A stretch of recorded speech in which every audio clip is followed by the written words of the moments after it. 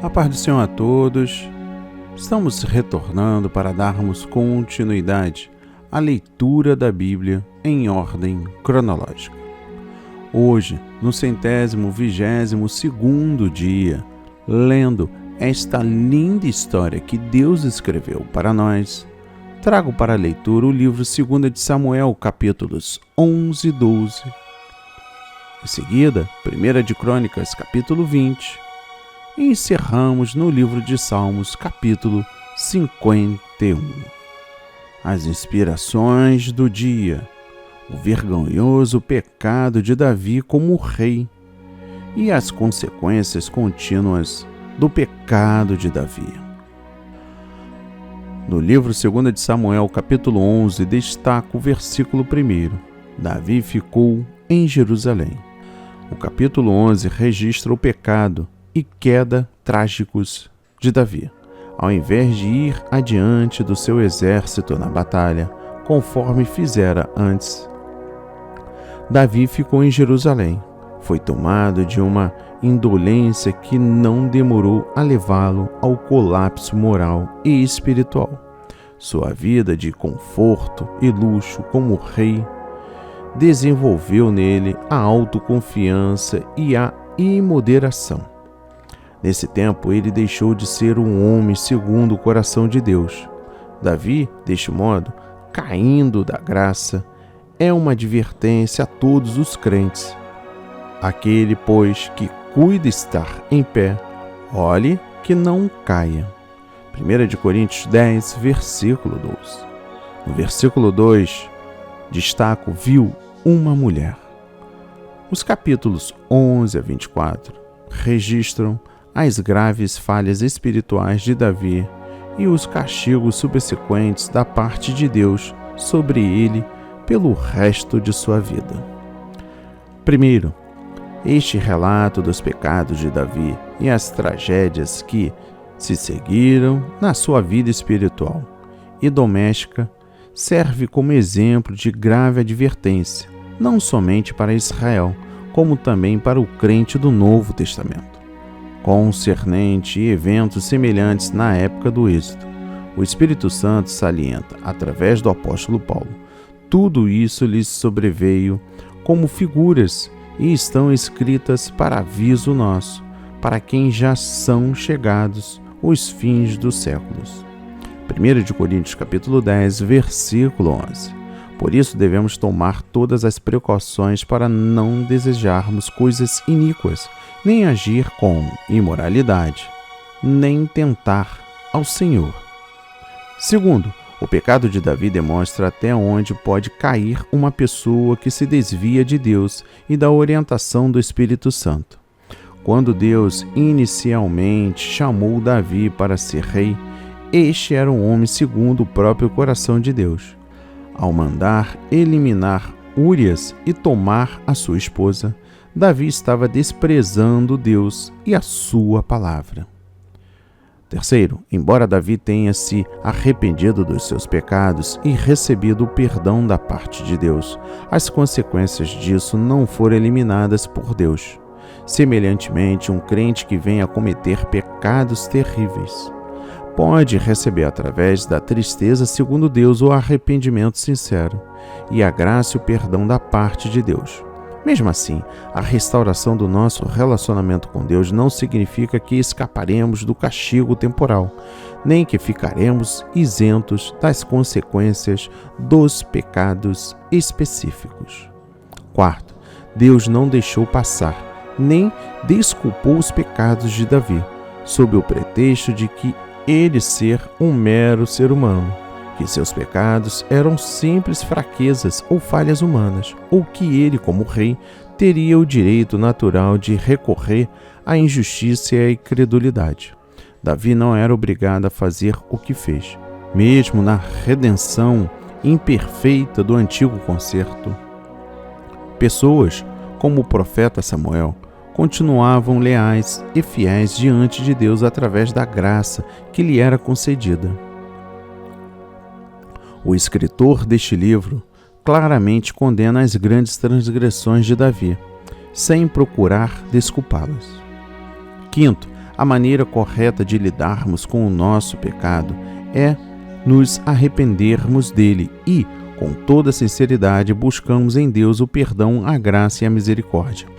E nos dispormos a aceitar sem amargura e nem rebelião o castigo divino pelo nosso pecado. Davi tanto reconheceu quanto confessou seus pecados terríveis. Voltou-se para Deus e aceitou a repreensão de Deus com humildade. No versículo 11, a arca em Israel. Urias revelou-se um homem melhor do que Davi. Seus atos eram frutos da sua dedicação a Deus e da sua lealdade fraterna aos que lutavam na batalha do Senhor. Pagou com a vida o preço da sua dedicação. Nos versículos 14 a 15, para que seja ferido e morra. Ao invés de confessar seu pecado, Davi resolveu matar Úria, para então tomar a esposa deste. As palavras que o apóstolo João aplicou a Caim e a todos os demais homicidas também se aplicam a Davi nesta ocasião. Qualquer que aborrecer a seu irmão é homicida. E vós sabeis que nenhum homicida tem perante nele a vida eterna. Davi poderia ser restaurado somente através do arrependimento sincero de todo o coração diante de Deus. E no versículo 27, essa coisa pareceu mal aos olhos do Senhor. Os pecados que Davi cometera, adultério, homicídio a sangue frio e encobrimento hipócrita de tudo, eram um mal horrendo aos olhos de Deus. Davi se tornara réu da quebra do 6º, 7º, 8º, 9º e 10º mandamentos. Seus pecados eram ainda mais graves, porque ele era pastor do povo de Deus e responsável pela administração da justiça e da retidão em Israel. No capítulo 12, destaca o versículo 9. Desprezaste a palavra do Senhor. O profeta Natã declarou que Davi, ao cometer adultério, homicídio e dolo, era culpado de desprezar a palavra do Senhor e desprezar o próprio Deus. Desprezado, em hebraico, bazar, significa tratar com menosprezo, desprezo e fazer pouco caso. Mediante aos seus atos, portanto, Davi estava declarando que Deus não era tão importante, nem digno de amor e consagração. Veja bem, primeiro, semelhantemente na igreja, hoje, obreiros que venham a cometer adultério revelam assim que não têm apreço por Deus e a sua santa palavra. Tratam com desprezo o Evangelho e o sangue de Cristo como se fossem coisas vulgares e que não merecem sua fidelidade. Segundo, as Escrituras mostram que um servo de Deus que comete adultério desqualifica-se para o ministério. No versículo 10 destaco: não se apartará a espada jamais da tua casa. Por Davi desprezar a Deus e ordenar a morte de Urias para tomar sua esposa, Deus o julgou e a sua família sob a forma de violência, conflito e homicídio, isto é, a espada, pelo restante da vida, aproximadamente 25 anos. As Escrituras registram pelo menos 4 reverses que resultam desse castigo: a morte da criança, o assassinato de Aminon por Absalão, a execução de Absalão, quando este rebelou-se contra seu pai, e a execução de Adonias. Nos versículos 11 e 12 destaco: assim diz o Senhor, eu farei. O terrível castigo de Davi, conforme Natã o profetizou, não foi apenas a consequência natural de seu pecado. Nem Deus estava passivamente assistindo à prática daquelas coisas por Davi. Por contrário, tratava-se da ação direta de Deus. 3 vezes Deus usou a expressão eu farei. Oculta o futuro do verbo. Suscitarei um mal sobre ti. tomarei tuas mulheres perante os teus olhos, e farei perante todo Israel. Davi ia sofrer atrocidades perpetradas pelos próprios filhos, inclusive o estupro da sua filha Tamar por Aminon, e a violência das suas mulheres por Absalão. No versículo 2, destaco perante todo Israel. O castigo estipulado em Israel para adultério e homicídio era a morte.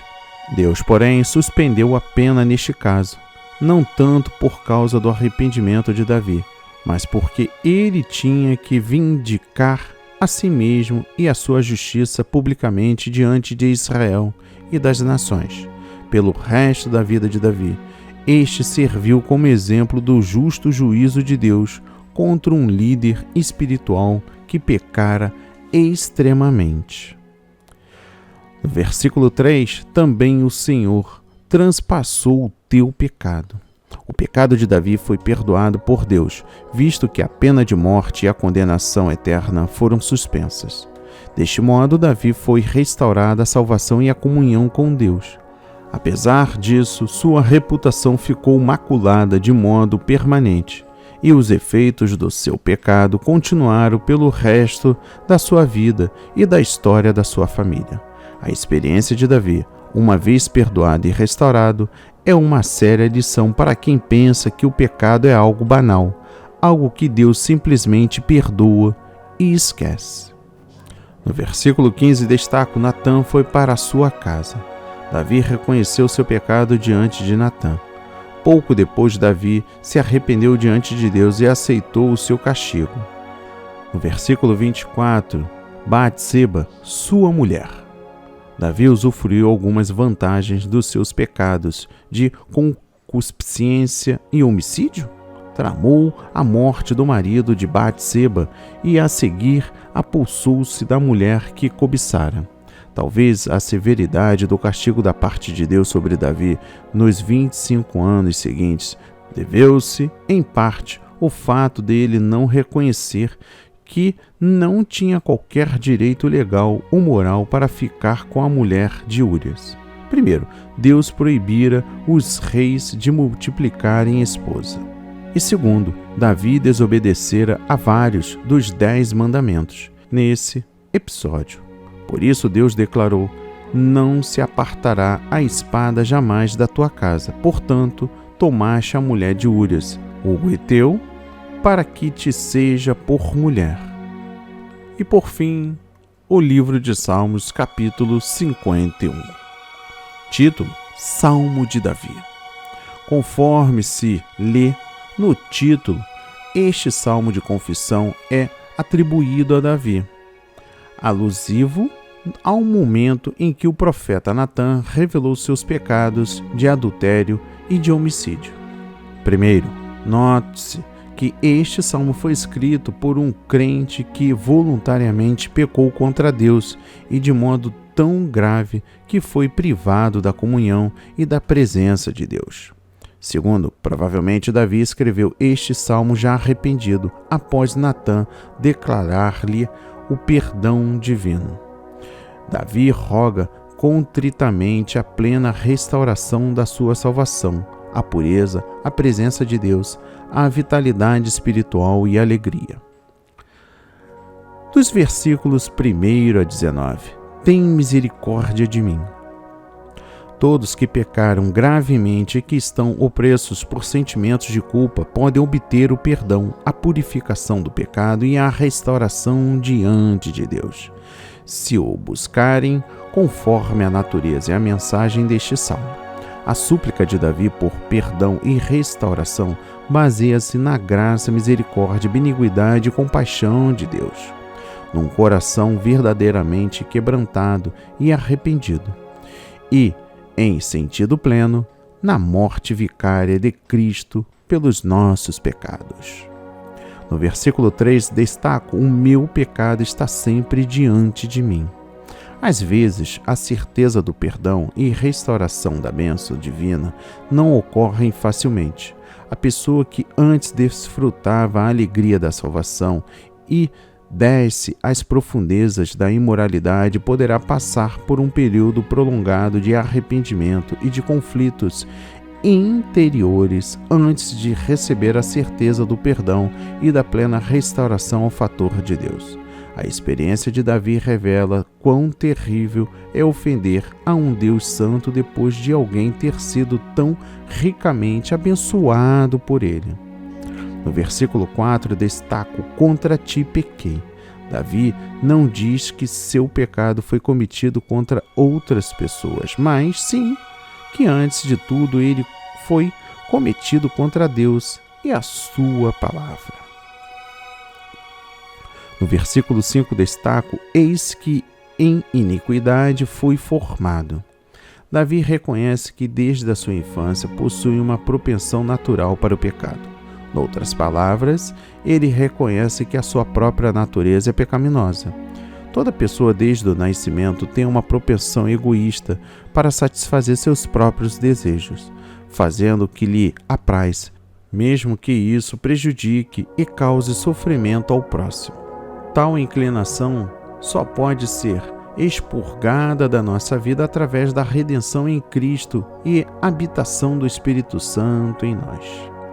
No versículo 10, cria em mim, ó Deus, um coração puro.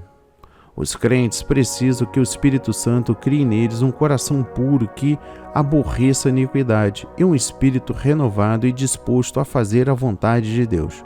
Somente Deus pode nos fazer novas criaturas e nos restaurar a verdadeira santidade. No versículo 11, destaco: não retires de mim o teu Espírito Santo. Davi sabe que se Deus abolir da sua vida a obra do Espírito Santo, que convence e repreende o pecador face aos seus pecados, não haverá qualquer esperança de salvação. No versículo 12 destaco: torna a dar-me a alegria da tua salvação. O Senhor restaurou a Davi a alegria da salvação, mas observe o seguinte a respeito da sua vida. Primeiro, as Escrituras ensinam claramente que ceifaremos aquilo que semearemos, e se semearmos no Espírito, do Espírito ceifaremos a vida eterna. Se semearmos na carne ceifaremos a corrupção. Davi, em virtude do seu pecado, sofreu consequências até o fim da sua própria vida, na sua família e no seu reino. Segundo, as terríveis consequências do pecado de Davi, mesmo depois da sua sincera confissão e arrependimento, deve suscitar em todos os filhos de Deus um santo temor de pecar deliberadamente em aberta rebelião contra a redenção provida para eles em Jesus Cristo. E por fim, o versículo 17, um coração quebrantado e contrito. Deus não rejeitará um coração quebrantado e contrito, cheio de tristeza por causa da sua iniquidade. Quando nosso egoísmo e orgulho são vencidos e humilhados, chamamos a Deus por sua graça e perdão, com certeza seremos aceitos por Ele. Que a palavra do Senhor toque o seu coração, transforme a sua vida para a honra e a glória do seu santo nome. Não retenha deste ensinamento, permita que a palavra adentre o seu coração e restaure a sua vida. Leia a Bíblia diariamente, este é o verdadeiro caminho para conhecimento da verdade e ouvir a voz de Deus. Amém e graças a Deus.